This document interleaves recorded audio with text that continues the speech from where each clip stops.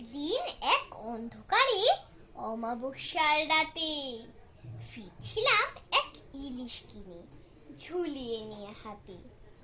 নধুর কান্তি ইলিশখানা টাটকা এবং তাজা, জমবে দারুণ খিচুড়ি আর সঙ্গে ইলিশ ভাজা। কয়েক পেটি ঝোলে খাবো, কয়েক পেটি ঝাল, লেজা মুড়োর চচ্চড়ি আর কাঁটা দিয়ে ডাল, সর্ষে বাটা দিয়ে আহা খাবো কয়েক পেটি। ভাবতে ভাবতে ইলিশ নিয়ে বাড়ির দিকে হাঁটি। রাত বাড়ছে, অমাবস্যার ঘুটঘুটে আধার, নিশি ডাকছে দূরের থেকে, শব্দ নেই কোয়ার।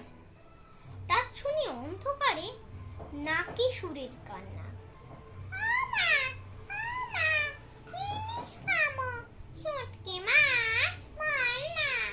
মা বলছে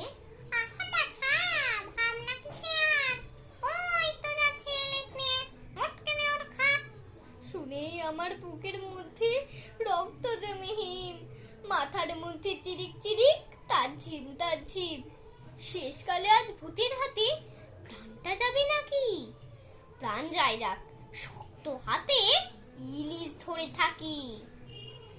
হঠাৎ থেকে ইলিশ মাছে একটু একটু টান, সারা শরীর শিউরে ওঠে, রাম রাম রাম রাম টানছে এবং শুনতে পাচ্ছি কচি ভূতের কথা। তুই খা না, এই পেটনা দুটা আমি খাচ্ছি মাথা, তুই নে না এই পেটিক টিকটা আমাকে দে ডিম। ইলিশটা কি দারুণ, যেন কুলফি আইসক্রিম। রাম রাম রাম বলতে বলতে হাঁটা তো নয় ছোটা, সারা শরীর দিয়ে আমার ঝরছে ঘামের ফোঁটা।